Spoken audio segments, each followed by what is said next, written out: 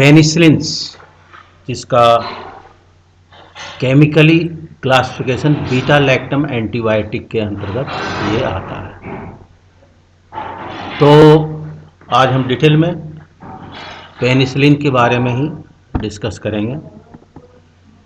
तो इसको सबसे पहले हमें देखना है कि इसको बीटा लैक्टम एंटीबायोटिक क्लासिफिकेशन के अंतर्गत क्यों रखा गया है। इसको समझने के लिए सबसे पहले हमें इसका केमिकल स्ट्रक्चर पर ध्यान देना होगा। यहाँ पर स्ट्रक्चर शो किया गया है। देखिए, ये पेनिसिलिन का जनरल स्ट्रक्चर है। पेनिसिलिन क्लास के अंतर्गत बहुत सारे एंटीबायोटिक हैं। तो इसमें बेसिक जो स्ट्रक्चर, केमिकल स्ट्रक्चर है, उसमें देखिए ये जो पार्ट है, ये देखिए यहाँ पर है थायाजोलिडिन रिंग। तो ये जो है ए पार्ट जो है, ये चीज़ें जो है थायाजोलिडिन रिंग कहा जाता है, जिसमें विभिन्न सब्स्टिट्यूएंट ग्रुप है, मिथाइल मिथाइल कार्बोक्सिल ग्रुप ये है। इसके बगल में जो ये चौकोर आकार का जो रिंग है, ये CH ये जो है, इसको कहते हैं beta lactam ring. Beta lactam ring. अब इसलिए चूंकि इसमें बीटा लैक्टम रिंग है, इसलिए इसे जो है बीटा लैक्टम एंटीबायोटिक कहा जाता है केमिकल स्ट्रक्चर के आधार पर। अब यहाँ पर एक चीज ध्यान देने वाली बात है कि बहुत सारे माइक्रोब जो होते हैं वो अपने अंदर एक विशेष प्रकार के एंजाइम का निर्माण करते हैं, जिसको कहते हैं पेनिसिलिनेज। ये जो यहाँ लिखा हुआ है, site of action of penicillinase. इसका दूसरा नाम है बीटा लैक्टमेज, जो कि बीटा लैक्टम रिंग पर एक्शन करे। तो जो एरो का चिन्ह जो ये शो किया गया है, इस एरो का चिन्ह ये शो किया गया है कि जो माइक्रोब पेनिसिलिनेज नामक एंजाइम, चाहे बीटा लैक्टमेज नामक एंजाइम बना लेते हैं, वो इस रिंग को ब्रेक डाउन कर देंगे, इस रिंग को तोड़ देंगे। और जब ये रिंग ही टूट जाएगा तो पेनिसिलिन का जो बेसिक स्ट्रक्चर है वो खत्म हो जाएगा। तो पेनिसिलिन का जो एंटी माइक्रोबियल एक्शन है, वो एंटी माइक्रोबियल एक्शन पूर्ण रूप से खत्म हो जाएगा। एक बिल्कुल एक्शन जो है निल हो जाएगा। तो सिंपल ये स्ट्रक्चर जानना जरूरी था कि आगे हम इसका मैकेनिज्म ऑफ एक्शन समझने में काफ़ी यूजफुल होगा। तो इसका इंट्रोडक्शन सबसे पहले ये जानकर आपको हर्ष होगा, चाहे आप सभी जानते हैं, कि पूरे वर्ल्ड में पहला एंटीबायोटिक का जो इजाद हुआ, खोज हुआ, वो है पेनिसिलिन। तो इसका आविष्कार, खोजकर्ता जो था अलेक्जेंडर फ्लेमिंग, यहाँ पर लिखा हुआ है। तो ये बड़ा महत्वपूर्ण है और इंटरेस्टिंग भी है। अलेक्जेंडर फ्लेमिंग द्वारा इसका खोज किया गया था। और जैसा कि हम सब जानते हैं कि एंटीबायोटिक जो होता है वो किसी न किसी माइक्रोब द्वारा उत्पन्न होकर उस माइक्रोब के वृद्धि को रोकता है या उसे नष्ट करता है। मतलब बैक्टीरियोस्टैटिक इफेक्ट होता है या बैक्टीसाइडल इफेक्ट होता है। तो यहाँ पर स्वाभाविक है कि ये किसी न किसी माइक्रोब द्वारा इसका सिंथेसिस किया गया होगा। तो ये भी जानना जरूरी है कि कौन सा, तो ये फंगस है जिसका नाम है पेनिसिलियम नोटेटम। तो सबसे पहला इसके एक्सट्रैक्शन पेनिसिलिन फर्मेंटेशन क्रिया द्वारा इसे तैयार किया गया था। और इसके बाद जो है दूसरा जो फंगस, जो दूसरे स्पेसीज है पेनिसिलियम क्राइसोजेनम। तो ये भी दोनों हमें याद रखना है। अब जो इसमें मुख्य नेक्स्ट चीज जो है वो मैकेनिज्म ऑफ एक्शन। तो जैसा कि ये फंगस है, तो फंगस में सेल वॉल होता है। और जनरली फंगस में भी होते हैं, और बैक्टीरिया में भी कुछ बैक्टीरिया में सेल वॉल होते हैं। और सेल वॉल जो है वो पेप्टाइडोग्लाइकेन का बना होता है, और इसके निर्माण के लिए क्रॉस लिंकेज की आवश्यकता होती है। वो क्रॉस लिंकेज के निर्माण के लिए जो निमित्त एंजाइम है उसका नाम है ट्रांसपेप्टाइडेज। तो ये थोड़ा सा ध्यान देना है, ट्रांसपेप्टाइडेज एंजाइम की आवश्यकता होती है बेसिक सेल वॉल के निर्माण के लिए।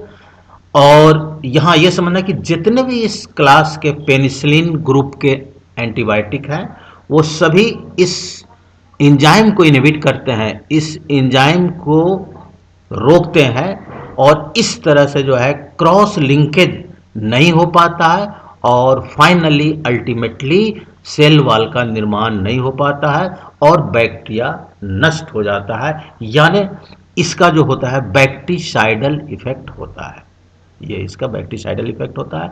तो ये सिंपल अगर एक वर्ड याद रखा जाए, ट्रांसपेप्टाइडेज, जो कि क्रॉस लिंकेज के लिए रिस्पॉन्सिबल है, तो इसको रोककर ये अपना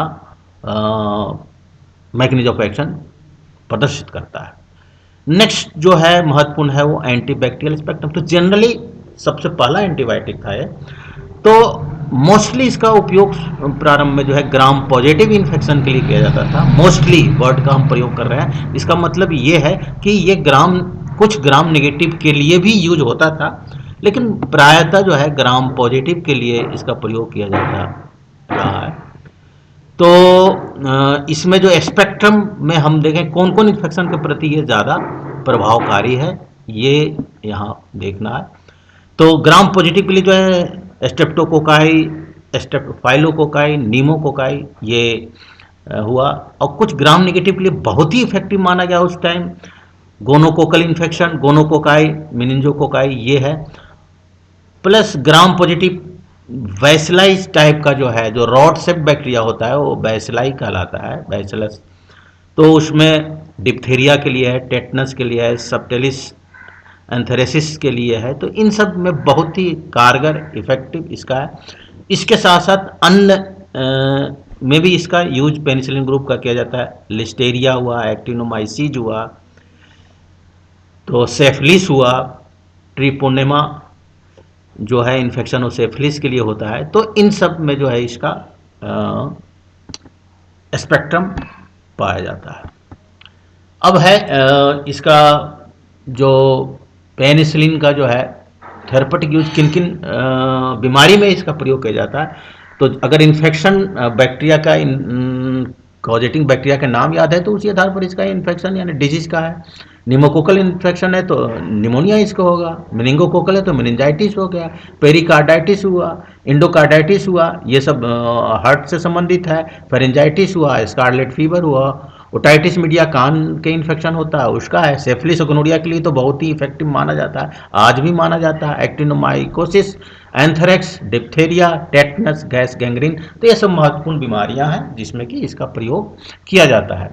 अब एक चीज जानना यहाँ जरूरी है कि जो मूल रूप से फंगस जो प्राप्त बैक्टीरिया एंटीबायोटिक हुआ उसको पेनिसिलिन जी कहा जाता है, उसको नेचुरल पेनिसिलिन के नाम से जाना जाता है, बेंजाइल पेनिसिलिन। तो उसका कुछ एडवर्स इफेक्ट बहुत सारे पाए गए। वो एडवर्स इफेक्ट जो मोस्टली है इंपॉर्टेंट है एनाफाइलेक्सिस। एनाफाइलेक्सिस जो इमीडिएट रिएक्शंस होते हैं वो एनाफाइलेक्सिस कहलाते हैं, और इमीडिएट रिएक्शन के अंतर्गत एस्थमा, हाइपोटेंशन, एडिमा, प्लूराइटिस, फ्लूशिंग, कंकशनेस, बेहोशी, ये सब एनाफाइलेक्सिस मतलब विद इन मिनट्स ये रिएक्शंस पेशेंट में हो सकते हैं। कुछ रिएक्शंस लेट होते हैं जो डिफरेंट टाइप एरेप्शन, एरेप्शन का मतलब कटाव, तो स्किन के ऊपर विभिन्न प्रकार के एरेप्शन होता है, कटाव होता है। इसके साथ साथ अन्य एडवर्स इफेक्ट हो सकते हैं, drug fever, thrombocytopenia, haemolytic anaemia, acute renal failure, ये सब है। अब एक महत्वपूर्ण चीज़ है सेंसिटिविटी टेस्ट। अगर किसी भी पेशेंट को किसी भी बीमारी के लिए अगर हम नेचुरल पेनिसिलिन पहली बार दे रहे हैं तो उसमें जो है सेंसिटिविटी टेस्ट करना अति अनिवार्य है, क्योंकि अगर सेंसिटिविटी टेस्ट नहीं करते हैं और बिना टेस्ट किए हुए अगर हम दे देते हैं तो बहुत सीरियस रिएक्शंस होगा जिसके वजह से पेशेंट की मौत भी हो सकती है। तो ये सिंपल है, इसमें उस पेशेंट को जिसको पहली बार हम नेचुरल पेनिसिलिन देने जा रहे हैं तो उसमें जो है उसको जो है 0.02 ml जो है वो पेनिसिलिन जो है वो इंट्राडर्मल जो है वो दिया जाता है, और जहाँ दिया जाता है साइट ऑफ एप्लीकेशन, वहाँ पर ऑब्जर्व किया जाता है 10 मिनट तक कि किसी प्रकार का कोई एडवर्स इफेक्ट तो नहीं हुआ। और अगर किसी भी प्रकार के कोई एडवर्स इफेक्ट नहीं होता है तो समझा जाता है कि उस पेशेंट को ये दिया जा सकता है, ये सूट है उसके प्रति, ये आसानी से इसे दिया जा सकता है नेचुरल पेनिसिलिन को। तो ये सिंपल टेस्ट, सेंसिटिविटी टेस्ट किया जाता है। अब एक जो नेचुरल पेनिसिलिन जो कि हम बता रहे थे, बेंजाइल पेनिसिलिन जो होता है, तो वो जो शुरू शुरू वो प्राप्त हुआ तो उसका ड्यूरेशन ऑफ एक्शन बहुत ही कम था, 4 घंटे या 5 घंटे, 4-5 घंटे के बीच में था। तो आप ये कल्पना कीजिए कि हर 4-5 घंटे में प्रारंभ में इंजेक्शन लगाना, और इंजेक्शन रूट से दिया जा सकता है, ओरली नहीं दिया जाता था। नेचुरल पेनिसिलिन ओरली नहीं दिया जाता क्योंकि वो गैस्ट्रिक एसिड द्वारा वो नष्ट हो जाता है। तो एक समस्या था, इस समस्या का निदान के लिए फिर जो है किया गया, एक कहा गया ना, आवश्यकता आविष्कार की जननी है। तो इसलिए जो है उस समस्या के निदान के लिए फिर क्या किया गया कि पेनिसिलिन जी जो है, जो नेचुरल पेनिसिलिन कहा जाता है, उसका कुछ फॉर्मुलेशन बनाया गया जिससे ड्यूरेशन ऑफ एक्शन एक्सटेंड हुआ, प्रोलॉन्ग हुआ। तो वो कुछ प्रिपरेशन महत्वपूर्ण है जो याद रखना चाहिए। प्रोकेन बेंजाइल पेनिसिलिन, जिसे 12 से 14 घंटे ड्यूरेशन ऑफ एक्सटेंड किया गया। फोर्टिफाइड बेंजाइल पेनिसिलिन, इसका 24 घंटे तक इसका ड्यूरेशन ऑफ एक्शन को एक्सटेंड किया गया।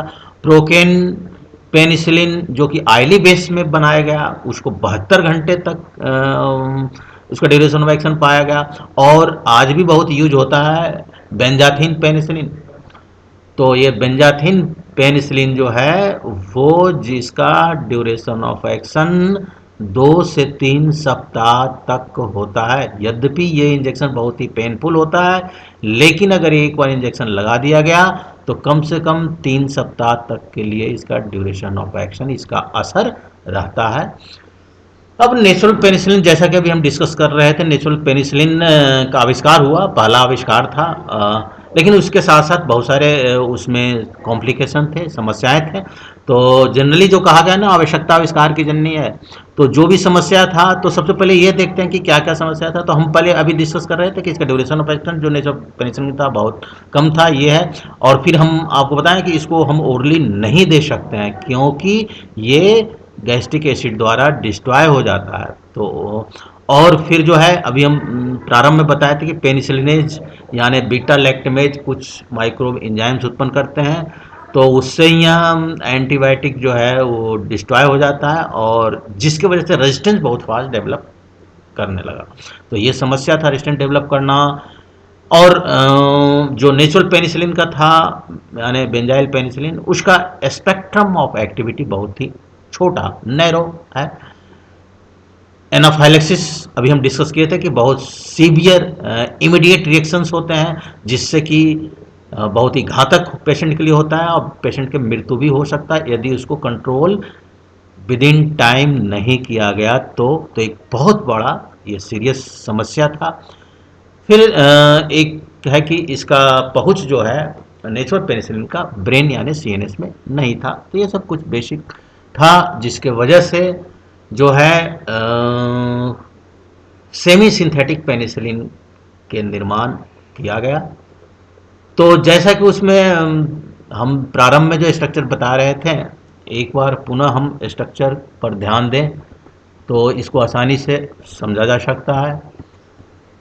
जो इसका बेसिक स्ट्रक्चर है, यहाँ पर देख रहे हैं, ये आर ग्रुप है। तो जब ये सब सारे समस्याएं उत्पन्न हुई तो जो खोजकर्ता जो थे, जो साइंटिस्ट थे उस समय, वो उन्होंने क्या किया, स्ट्रक्चर एक्टिविटी रिलेशनशिप के आधार पर डिफरेंट सब्सिट्यूएंट ग्रुप यानी आर को रिप्लेस करके जो है अलग अलग प्रकार के बहुत प्रकार के जो है सेमी सिंथेटिक पेनिसिलिन का निर्माण किए, जिसका जो नेचुरल पेनिसिलिन के साथ जो ड्रॉबैक था वो सब दूर हुआ, और वो आज भी बहुत ही सुटेबल है, कारगर है, और आज भी उन सब का प्रयोग होता है। तो वो कहलाया सेमी सिंथेटिक पेनिसिलिन। तो सेमी सिंथेटिक पेनिसिलिन का सिंपल क्लासिफिकेशन है एसिड रेजिस्टेंट पेनिसिलिन, जिसका एग्जांपल है phenoxy methyl penicillin, phenoxy ethyl penicillin, phenoxy benzyl penicillin. ये एसिड रेजिस्टेंट होता है। इसका मतलब कि जब ये निर्माण हुआ तो इसका मतलब इसको हम ओरली देना प्रारंभ किए, जबकि इसके पहले हम ओरली नहीं देते थे। तो एक समस्या का समाधान हुआ। दूसरा जो सबसे मेजर समस्या जिससे रेजिस्टेंस डेवलप करता था बहुत ज़्यादा, वो था पेनिसिलिनेज रेजिस्टेंट पेनिसिलिन। तो इसमें जो है इसके क्लास के अंतर्गत क्लॉक्सासिलिन, ऑक्सासिलिन, मेथिसिलिन, नेफासिलिन, फ्लॉक्सासिलिन, तो ये सब जो है ये पेनिसिलिन रेजिस्टेंट, यानी माइक्रोब का जो डिस्ट्रक्शन होता था पेनिसिलिन नामक एंजाइम द्वारा, उसको ये रोकने लगा। तो ये बड़ा महत्वपूर्ण इसका एक्शन हुआ। और तीसरा जो था स्पेक्ट्रम ऑफ एक्टिविटी, जो बता रहे थे कि नेचुरल पेनिसिलिन का कम था, तो थोड़ा सा स्पेक्ट्रम ऑफ एक्टिविटी बढ़ाया गया। तो इसमें आज भी यूज होता है एम्पिसिलिन, एमॉक्सिसिलिन और भी है। तो इनका प्रयोग आज भी बहुत ज़्यादा आज भी किया जाता है। कार्बेनिसिलिन है, पिप्रासिलिन है, तो ये सब जो है एक्सटेंडेड स्पेक्ट्रम। अब थोड़ा सा कुछ के बारे में चर्चा कर लें। जैसा कि एम्पिसिलिन है, तो एम्पिसिलिन सेमी सिंथेटिक है, जैसा कि अभी बताएंगे, मैंने मिनो ग्रुप होता है। और ये नेचुरल पेनिसिलिन की अपेक्षा इसका स्वाभाविक है कि ज़्यादा स्पेक्ट्रम होगा, और इसलिए ये ग्राम नेगेटिव, ग्राम पॉजिटिव में तो यूज होता ही है। ग्राम नेगेटिव जो इन्फेक्शन जो कि रेजिस्टेंट था पहले, जैसे ई कोलाई हुआ, इन्फ्लुएंजा हुआ, साल्मोनेला जिसमें टाइफाइड, पाराटाइफाइड आता है, तो ये सब में भी इसका प्रयोग होने लगा। तो इसलिए इसका जो थेरेपेटिक यूज जो हुआ वो निमोनिया, ब्रोंकाइटिस, ब्रोंकिटेसिस, यूटीआई इन्फेक्शन जिसमें प्लियोनेफ्राइटिस और अन्य, इसके साथ साथ गोनोरिया, टाइफाइड, पाराटाइफाइड, एरोथाइटिस, तो इन सब में जो इसका प्रयोग सफलतापूर्वक आज भी किया जाता है। इसी तरह से एक एमॉक्सिसिलिन है जिसका कि एक्शन सिमिलर होता है। तो ये एमॉक्सिसिलिन सिमिलर एक्शन एम्पिसिलिन की तरह ही होता है, लेकिन एक चीज़ यहाँ देखा गया कि इसका जो प्लाज्मा कंसंट्रेशन जो है वो एम्पिसिलिन के तुलना में ज़्यादा पाया गया। तो ये बेसिक दोनों का डिफरेंस है। कार्बेनिसिलिन जो है ये it is not absorb by the GIT, so must be given by parenteral route. इसको चूँकि जीआईटी द्वारा इसका एब्जॉर्प्शन नहीं होता है, इसलिए स्वाभाविक है कि पेरेंटल रूट से ही दिया जाएगा। और इसका मेजर जो एडवांटेज है वो है जो सीरियस इन्फेक्शन होता था सूडोमोनाज और प्रोटियस स्ट्रेन द्वारा जो इन्फेक्शन होता था, और वो इन्फेक्शन एम्पिसिलिन के द्वारा रेजिस्टेंट हो जाता था, उसमें इसका प्रयोग किया जाता है। तो ये इसकी खासियत, एडवांटेज है एम्पिसिलिन एमॉक्सिसिलिन की तुलना में। अब एक यहाँ ध्यान देने वाली बात है कि जो हम अभी डिस्कस कर रहे थे, बीटा लैक्टमेज पेनिसिलिनेज इनहिबिटर, तो इसमें कुछ कुछ केमोथेरेपेटिक एजेंट, चाहे कुछ एजेंट जो हैं वो यद्यपि उनका एंटी बैक्टीरियल चाहे एंटी माइक्रोबियल एक्शन नहीं था, लेकिन अगर हम अन्य पेनिसिलिन के साथ मिला के देते हैं अगर इसे, तो जो लैक्टमेज चाहे पेनिसिलेज जो एंजाइम था उसको वो इनहिबिट करता था, इसलिए इसका नाम इनहिबिटर रखा गया।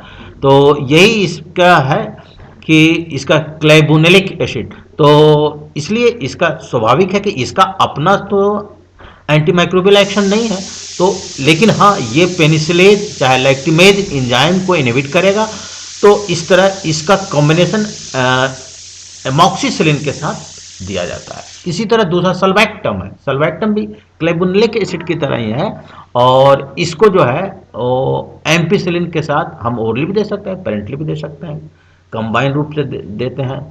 और तीसरा जो है वो टेजोवैक्टम, इसका भी सल्वैक्टम की तरह ही एक्शन होता है, और इसको जो है वो पिप्रासिलिन के साथ जो है मिला के दिया जाता है। तो इस तरह से ये जो है it is all about penicillin group of antibiotic. Thank you very much.